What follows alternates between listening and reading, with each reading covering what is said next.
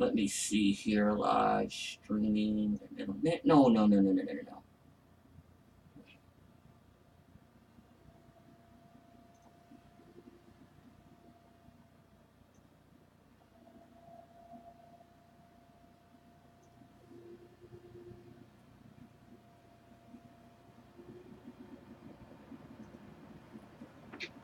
There we go.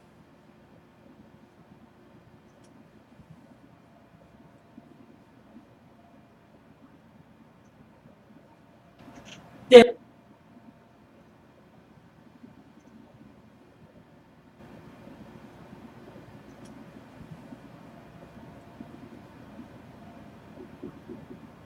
Hello?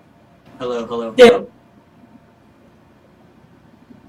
I hate this thing sometimes. I really, really, really do. Oh, man. Hello? Hello, hello, hello. Hey, everybody. Sorry about that. This is the weekend edition of Dinner of Politics for the weekend of June June the 2nd, 2017. I totally forgot what I was doing. I apologize for that, folks. I'll get set up here. I'll start yapping. So it's one of those ones where let's get going.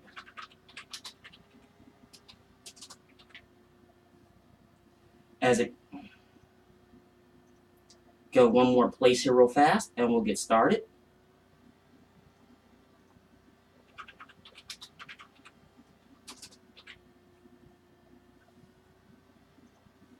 So, I got that all sent out and everything. Go back to the right screen. There we go.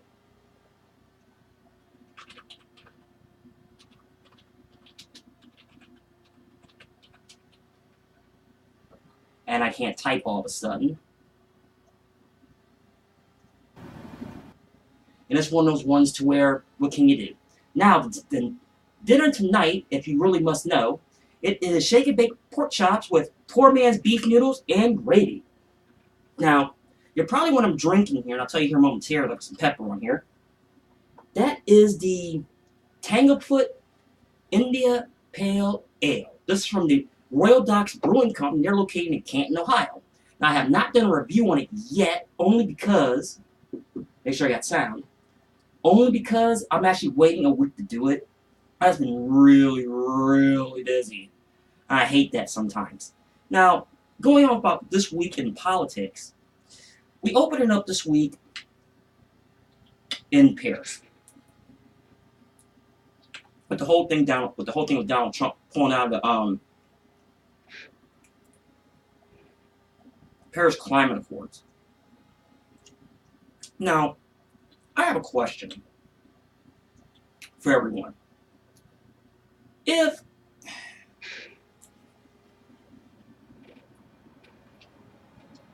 do you really think everybody even knew what was even in it? I'm questioning, honestly, the outrage in it. And here's the reason why. Are you just outraged because it was Trump? Or are you outraged because they actually pulled out of it? Now, which one is it? I really, really, really want to know.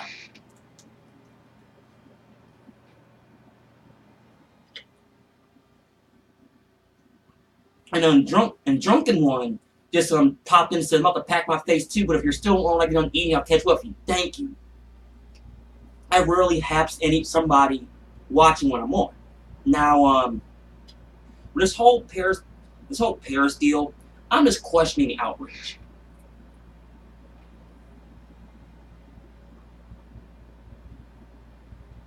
Now, YouTuber Sticks and Hammer 666 brought up a great point. Why are we?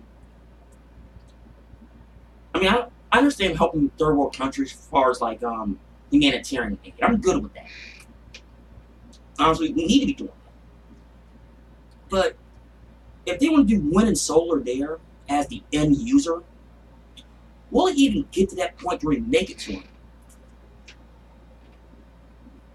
There'll be so many hands in that pie. Let's say I'm going to use a general number. I'm going to say, let's call it $100 billion. I know that's not the right number, but play along. If Will it be a success? If only 10% of the money gets there, then get it actually get built. That makes no sense.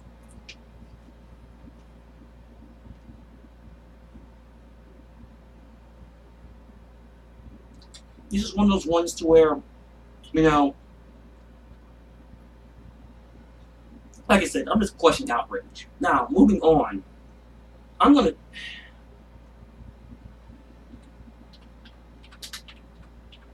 So, and folks, you can see I'm multitasking here. I need to check something here real fast. So, I wish I really knew the answer. I really, really did. But it's just one of those ones where I just don't know, and I really honestly don't with that. And we'll see that. And I see the cities are going around them still want to do it. And I find it comical to mirror Pittsburgh. You took a pot shot at Trump. So it's gonna be interesting to see. And furthermore, I saw some weird counter how China is going to do it. Keep in mind, with China, if they're going to do it, as far as cleaning pollution, it's disingenuous because they know they got a problem with pollution. They know this, but they have something we don't have: bodies. They have 25% of the world's population. They did. So you're comparing apples and apples and avocados. It's not one and the same. But enough people talk about that this week. So that's one of those ones to where, hey, you know what? It is what it is. Now, moving on. The whole thing with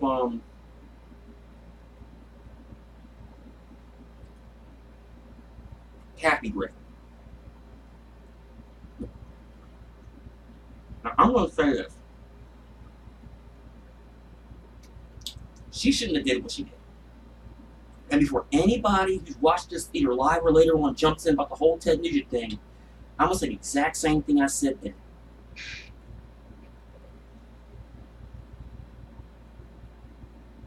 If that was an issue then, Ted Nugent would have spent 30 days in jail. Period. The end. Now, what I said what Kathy Griffin did was bad. Real bad. I wouldn't dare do something like that if that was me. I know I wouldn't. People know me, I'm no fan of Trump. Now,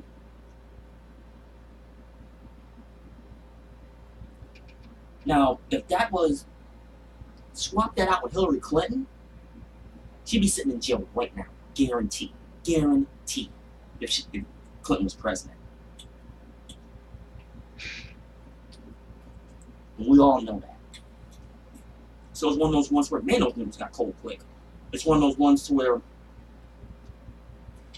you have every right to be pissed, and you didn't.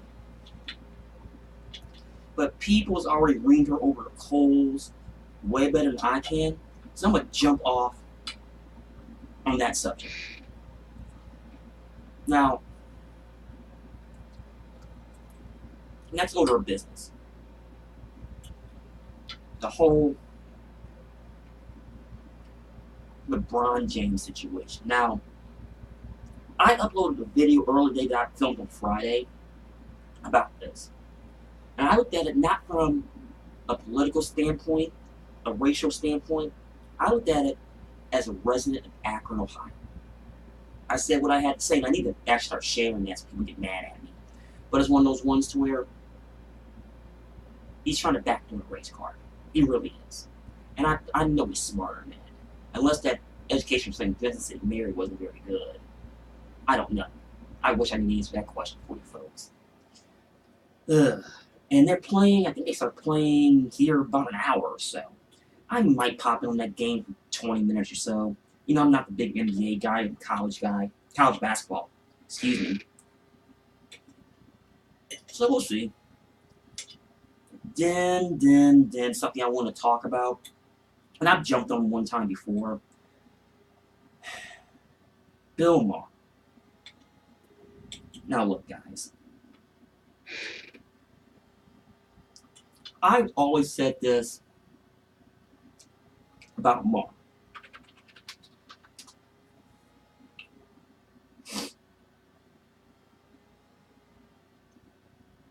Yeah.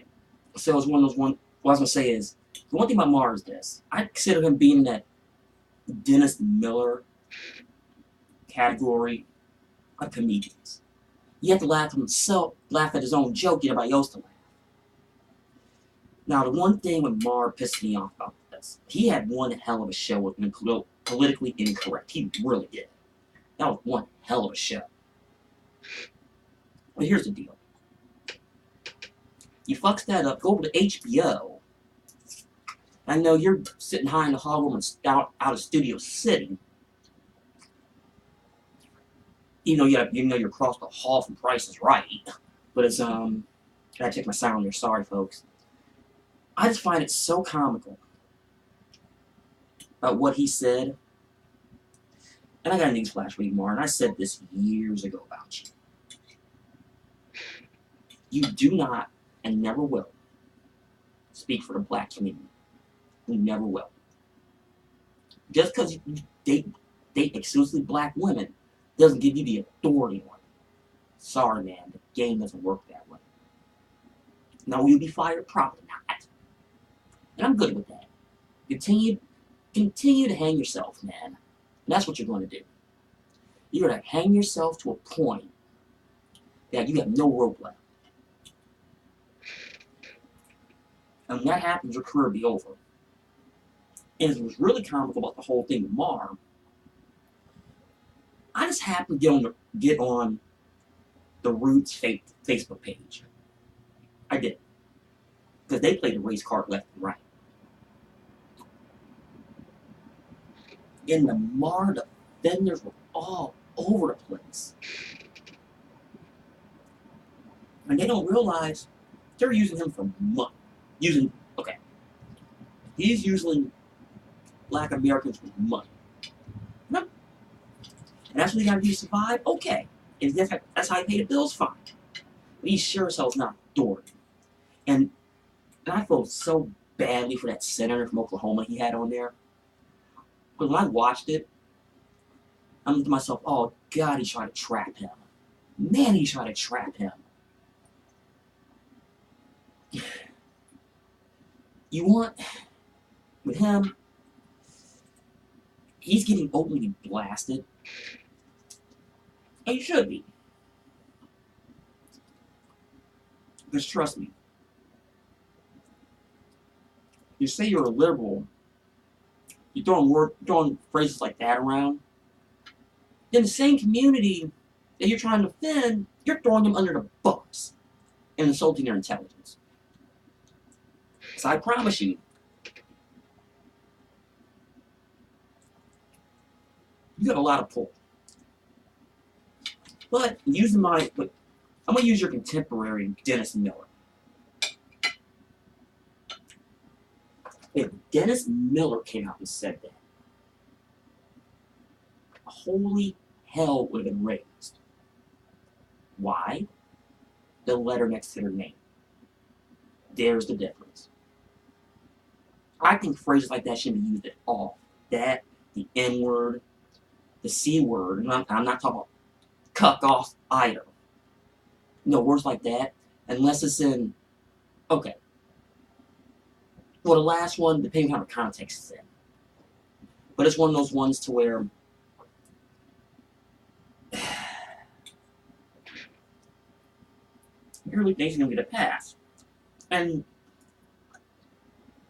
8 ago, it's big enough and strong enough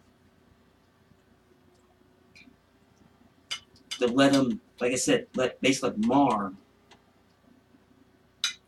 They're going to mar all that rope. And when that rope gets tight, it is game over for him. So that's one of those ones to where people are talking about it, a lot of people are all over the place. It was free speech and it was his right. But it's okay for a staunch progressive to use it, but a conservative can't? Talk about a double standard. That's why I use the Dennis Miller analogy. Because he would have said that his career got over. I'm really over. You know, I'm trying to think the best way of saying this. I'm sorry, I'm checking stuff as I go along too, so bear with me.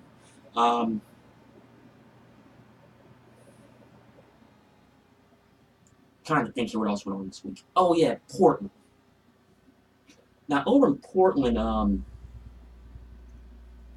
right now they have the whole thing with their protest. I'm trying to find it now. There we go. I'm gonna pull it up on the screen real fast so if you got sound, you know why. It's one of those ones to where this had some marks. Now journalist Tim Pool's right now he's running live. So this is something to where I'm gonna put the link in so you guys know what I'm talking about, so you can get back to the right page.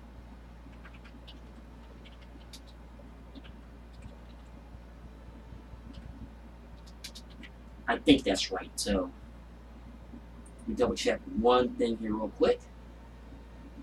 Yes, it is.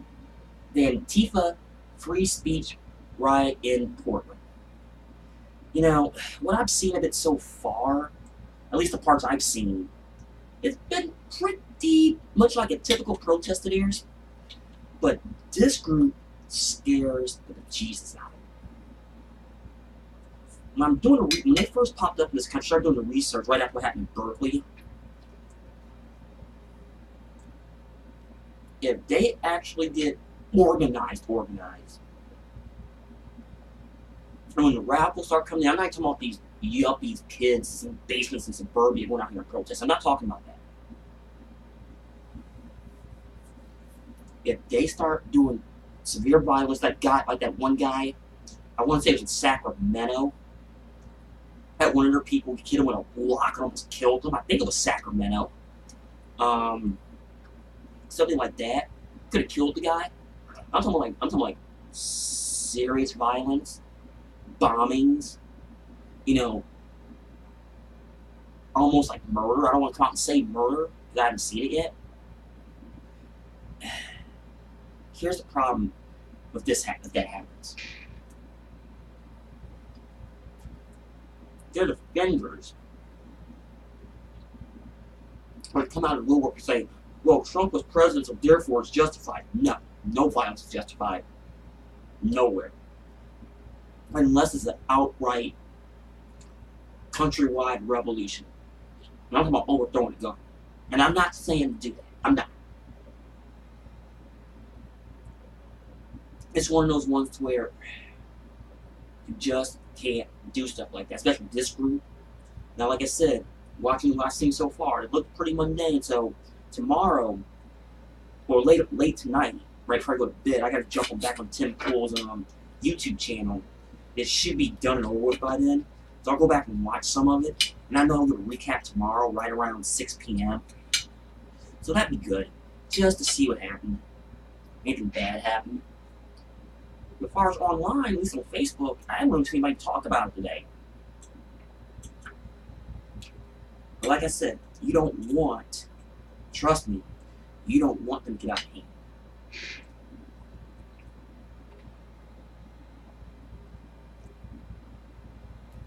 And especially the reasons they're given.